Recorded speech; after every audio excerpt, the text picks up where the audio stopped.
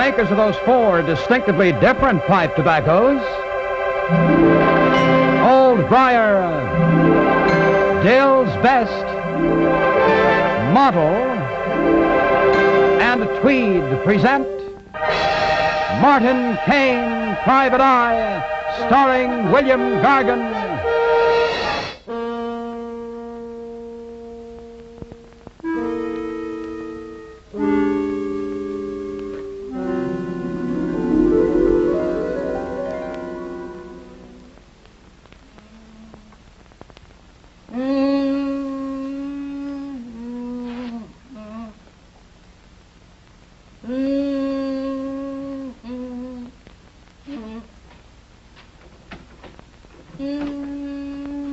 I should expect you were very quiet this evening, Agnes.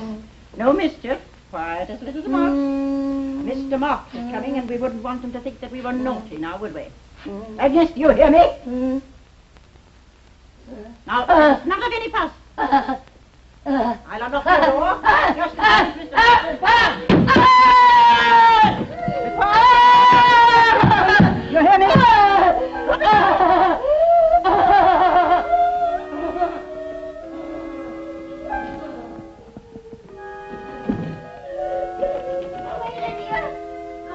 The door is locked.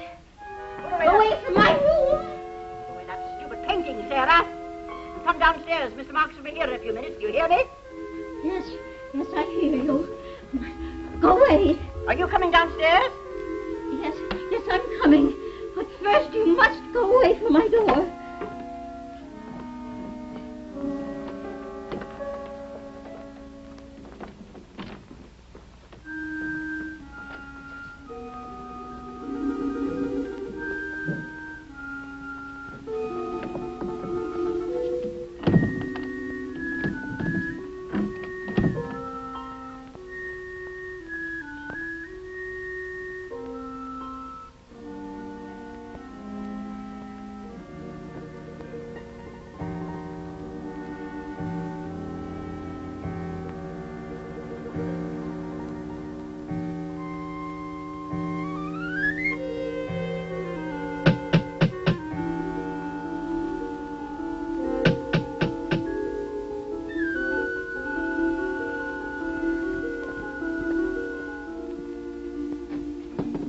Good evening, Mr. Marks. Prompt as usual, I see.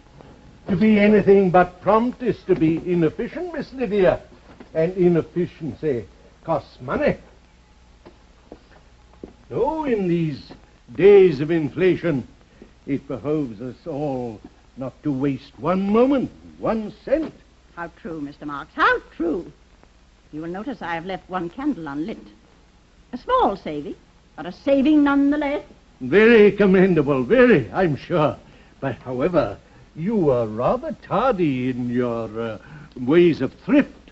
Very belated. Ah, you have talked to the gentleman in charge of the bank? Yes, I went to the president himself, Mr. Wilson. And? He's very sorry, but he is unable to grant another extension on the mortgage. You mean he wouldn't? His hands are tied, Miss Lydia. He has to answer to a board of directors. How is it possible for him to grant another? On what basis? Well, we can repay the mortgage whenever we choose, Mr. Marks. Miss Lydia and I are quite well to do. Father saw to that. Yes, good evening, Miss Sarah. I'm afraid you'll have to explain our financial position to Sarah again, Mr. Marks. Her mind has been wandering of late. Don't you say that. My mind has not been wandering. Sometimes I forget, perhaps, but it's because of my work. I have so many demands for my paintings. So many people are waiting for my paintings. Yes.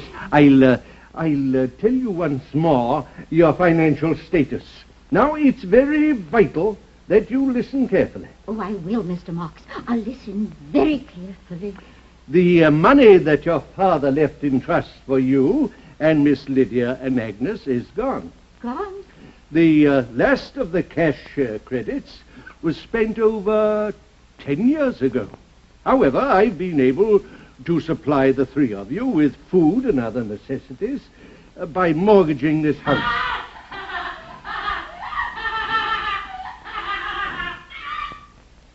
However, the money on that mortgage is now gone, and the bank has sent in a note of foreclosure. Foreclosure? Why? Because we've been unable to repay a cent to the bank, silly. Miss Lydia, I'll thank you not to use abusive language. But, Mr. Marks, I have the money. Thousands of dollars from my paintings. What do you propose we do in this crisis, Mr. Marks? Well, I'm afraid that you'll have to place Agnes in an institution, Miss Lydia. But Sarah and I have promised Father... Yes. But now, look, we must face the facts. You have no income, and this house belongs to the bank. After next week, the three of you will have to leave here. Leave this house? Oh, but I couldn't do that, Mr. Marks. I have my work. Yes, Miss Sarah. You may take your painting with you. But where would I go? I haven't set foot outside of this house since Father left us. Yes, I've given that very, very careful thought. And I have a suggestion to make to both of you. There is a house for troubled people. It's operated by the state. You mean an institution, Mr. Marks? Oh, no, Miss Lydia. It's a rest home now, for distressed people like yourselves. What did I do with those papers? Oh, this is your father's will. Where are those papers? Oh, I must have left them in the car. Now, if you'll excuse me, I'll go and get them. Yeah, well, you're gone. I will sit Leaving Mr. Marks. Oh, Agnes, how she hates to be locked in a room. I'll just go upstairs and see if I can quiet her. You'll see that you lock her in when you leave her. Oh, Lydia, couldn't I leave the door unlocked just once? I'm sure Agnes will be a good girl.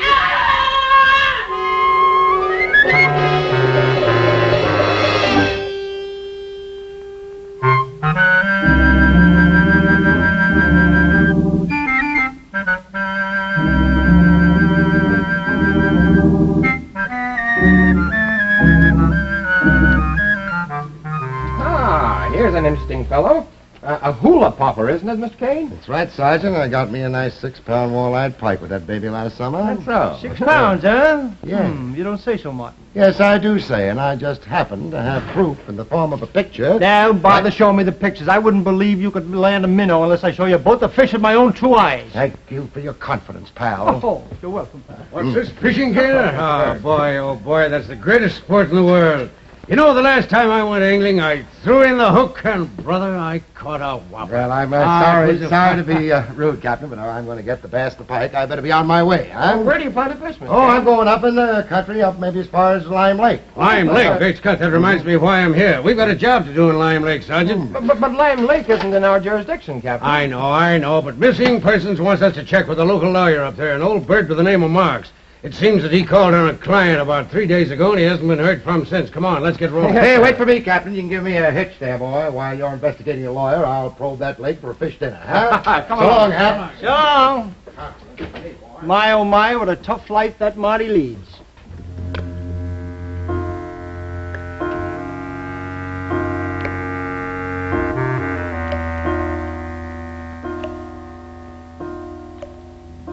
Come along, Sarah.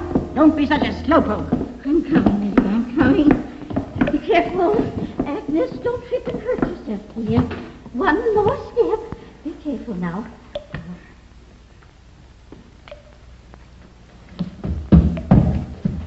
Keep away from her. There, darling. Now you sit right over here and be a good girl. Now, you can see everything if you're very quiet. Mind you, not a sound.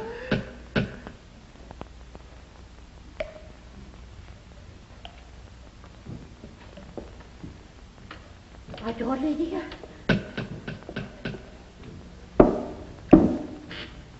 Yes, they've come. Oh, dear. What shall we do? Let them in, of course. Come along, Sarah.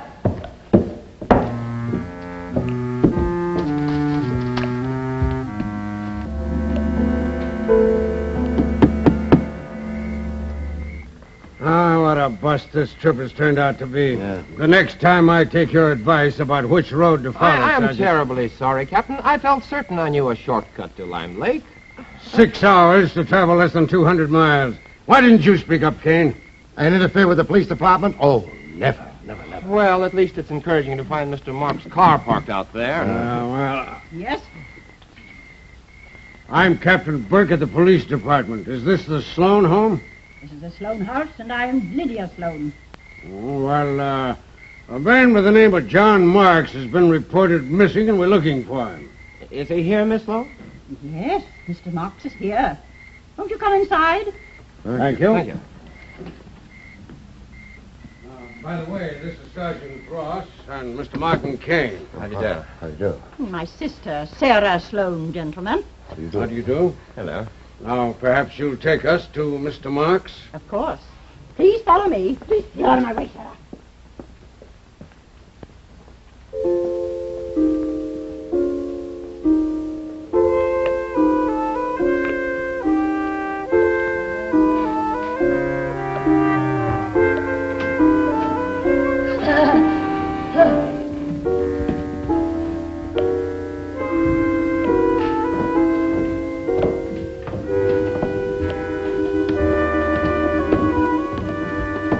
This is where you will find Mr. Marks, gentlemen. Where? In the trunk. Trunk. Good heavens. Mutilated by a knife. Beyond recognition. All right, lady. Now let's get to straight of this. Who's responsible for that? My sister, Agnes. Don't, Captain! You mustn't hurt Agnes. It would be wicked. She couldn't help what she did. She's really a good girl, really. You better get your sister out of there, Miss Sloan. Without that knife. Agnes. Come on, get her out, Sarah. Agnes, get her out. Agnes, darling, come out, dear. No one will hurt you. Now, don't be a naughty girl. We have company. Now, give Sarah the knife, dear. That's it. No, let the nice man have the knife. I'll find you another one. Take her up to her room, Sarah. Be sure you lock her in this time. Come on, Agnes, dear. We'll explore your room. Perhaps we can find something to amuse us. A spider or an ant. A spider or an ant. Nice playthings. Right. Agnes is rather eccentric about living things, Captain. She enjoys destroying spiders and ants. She pulls off their legs. She had a kitten once. She strangled it. Planning to do a little excavating, Miss Sloan? Sarah and I were about to bury poor Mr. Marks. We felt it was the proper thing to do. Well, didn't it occur to you that the police department might be interested in this murder? Murder? Yeah. Mr. Marks was not murdered, Captain. It was an unfortunate accident. Agnes is not responsible for what she does. Well, why didn't you call the police, Miss Sloan? Why should I? Sarah and I knew the police would come here eventually. Besides, we have not got a telephone in our home. You have neighbors, you know. I'm afraid I don't know, Mr. Kane. You see, I have not been outside this house since Father died. Neither has Sarah. Let's get out of this morgue. All right, you can tell us the whole story upstairs. Oh, as you say, Captain, as you say.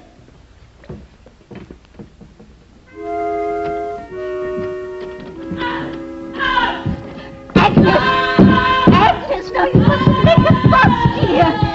Lydia said you were to be locked in your room. After what happened this afternoon, we wouldn't want to disobey Lydia again now, would we? After all, she is the oldest.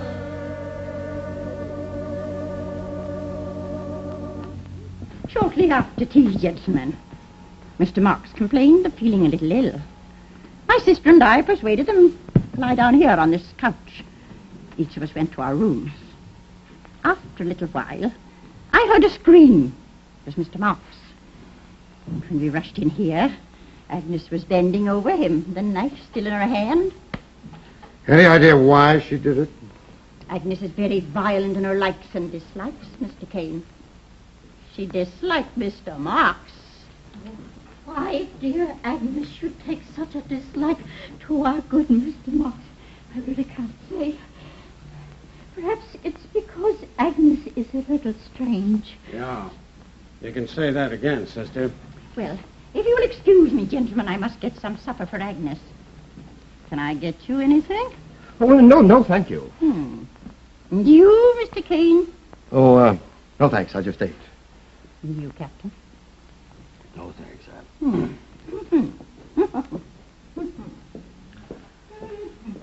Tell me, Miss Sarah, why didn't you phone the police when all this happened? Oh, dear me. I couldn't leave the house, Mr. Kane. Never. Not unless Lydia left with me. Are you two that inseparable, Miss Sarah? If you mean, am I bound to my sister through a sense of devotion, the answer is no, Sergeant. I despise Lydia. Oh. When Father died, Lydia wanted his room for herself. Only I returned home first from the funeral. The room has been mine ever since. All mine. If I left the house, Lydia would take it from me. She might even destroy my paintings. Oh, you paint? Oh, my, yes, Sergeant. I'm a very famous painter. The whole world knows and loves me. Surely you've seen my wonderful work at the National Art Gallery? Why, yes, of course, Miss Sarah. Well, we'll be leaving you now, sister, but we'll send some men back to pick up Mr. Marks. Oh, how kind of you, Captain. No, I simply hate digging. You hate digging. Well, you tell Miss Lydia that I'm holding you two responsible for the custody of your sister Agnes. That is until they send someone from the state asylum to get her. You're not going to put Agnes in an institution, are you, Captain? Well, now, that's not up to me, lady. But I can tell you this much. Your sister Agnes will either end up in an institution for the criminally insane or in the electric chair. Come on, let's get out of here. Well, how about it, Marty? You coming? I'll be right with you, Captain.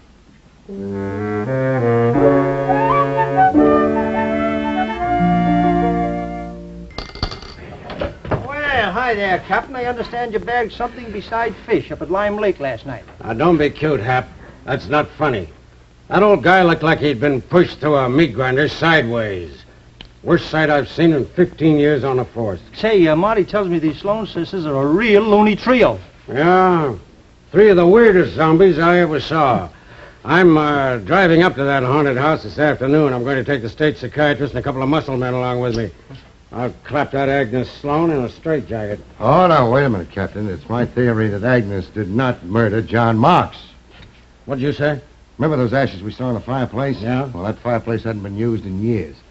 Yet those fresh ashes would make it just about the size of a good legal document. So what? So I paid the late John Marks, the attorney at law. I went to his office, and I persuaded the secretary to let me take a peek at the Sloan files. And? And I came up with these. This is a copy of the mortgage on the Sloan house, and a letter from the bank foreclosing next week, and the last will and testament of one Andrew Sloan, the father of the three zombies from Lime Lake. Come on, get to the point. Well, now, old man Stevens left all his money to the daughters, but realizing that they were a little peculiar, he appointed John Marks as the guardian. Well, what's so unusual about that? Now, look, he knew he didn't have enough money for the women for the rest of their lives, so he provided a $50,000 life insurance policy on the life of John Marks. And the three daughters became the beneficiaries, eh? Exactly, Captain, and he figured, you see, that the old boy would just pop off about the time that the estate petered out. Oh, look here, what are you trying to do, Kane? Make a homicide out of a simple murder? No, far be it from me, Captain. Excuse me, Mr. Kane. Yes. Before you left for Lime Lake, the autopsy report on John Birch just came through. What autopsy report? I didn't order any autopsy. Well, I called the sergeant from Marks's office. It was my idea, Oh, Captain. your idea. Yeah, Yes. I might have known that you would What? try to complicate this affair. Let's see what What? this is. Great jumping skittlefish. What is this?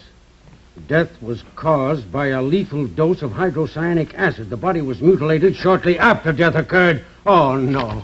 Don't tell me I've got to go up there and match wits with those three batty old dames. I'm afraid so, Captain. All right. Come on, let's get started. See ya. Come on, Captain. Yes, there's no doubt about it, Captain Burke. Even a novice can plainly see that the fingerprints on that bottle of poison belonged to Agnes Sloan. All right, Marty, what do you say about that? Well, two things, Captain. First, I don't think Agnes has the mentality to use that bottle, even if she knew what was in it. And take a look at the bottle. It's wiped clean. No dust on it at all. Well, Mr. Oh, I see. You mean your theory is that one of the other sisters slipped the poison into Mr. Mark's tea, then wiped the bottle clean of all fingerprints, and then somehow got Agnes to handle it? Yes, says 5 will get you 50. That's just about what happened. Oh, well, what about the carving job on the old man? No sane person would have done that, Kane. I think you'll find, Captain, that either Agnes or Lydia carved up the old man, and then, after the job was done, put the knife into Agnes's hands. I also think that you'll find that one of those two sisters is as dangerous. As a matter of fact, dangerously insane more than Agnes. Father's will. Oh, yes. I seem to remember Mr. Marks mentioning it the last time he was here. Or was it the time before? Well, I must ask him when he comes again. But you confess that you did know about the insurance policy on Mr. Marks' life. Well, it seems to me that Father mentioned it. Or was it Mr. Marks? Or was it you, Captain? Oh, never mind. Did any of you know about that insurance policy, Miss Lydia? Oh, no. Neither Sarah nor I read the will. So that makes your theory about Mr. Mark's death quite absurd, Captain. What about these ashes in here? What were they? Oh, that must have been Agnes. Poor Agnes. Probably found a match and set fire to some paper. And like a good girl, she used the fireplace. Not like a good girl. We're getting nowhere here fast, Kane. Captain, let me the knife and the bottle. Maybe we can get Agnes to help us. Yeah.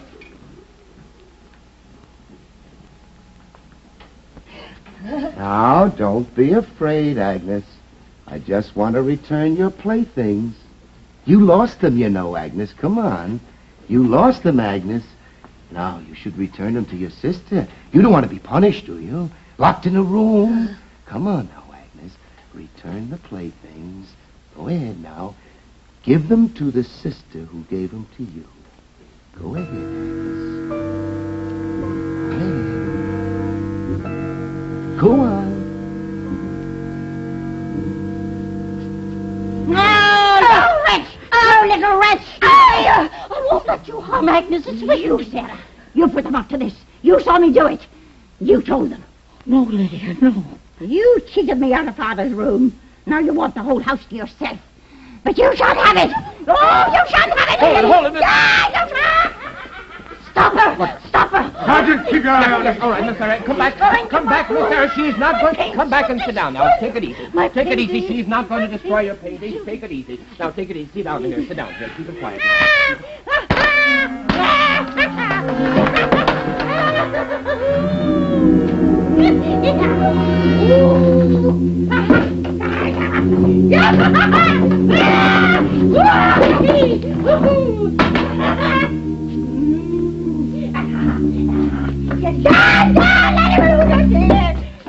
Not tonight, Miss Sloan. Look out, Captain. She's out of this world. All right, I don't want to hurt her like I have to. Give it to me, Lydia. Give it to me.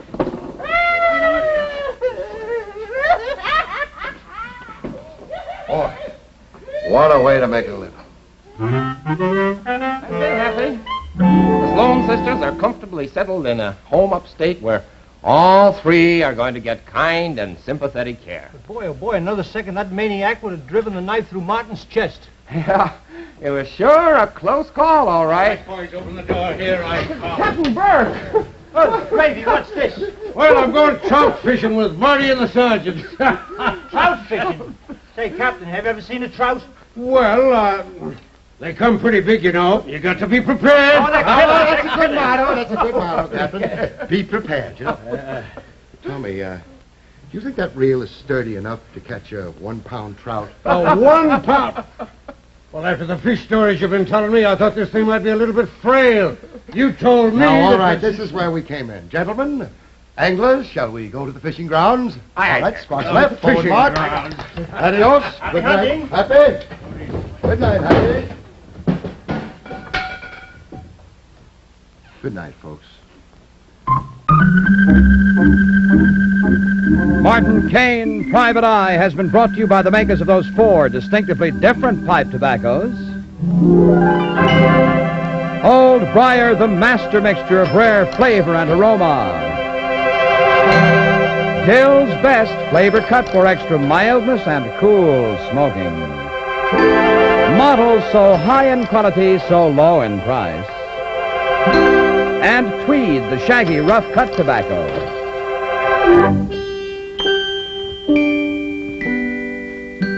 One of the 4, just right for your tobacco taste.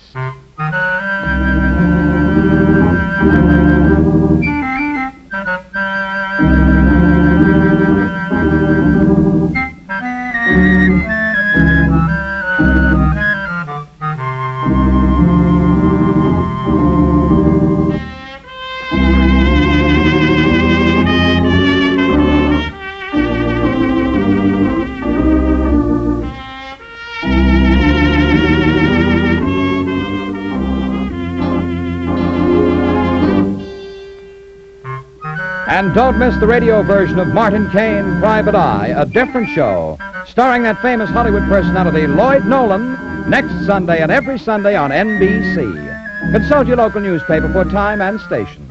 Tune in next week when America's favorite, the great Freddie Martin, appears as guest on Martin Kane, Private Eye.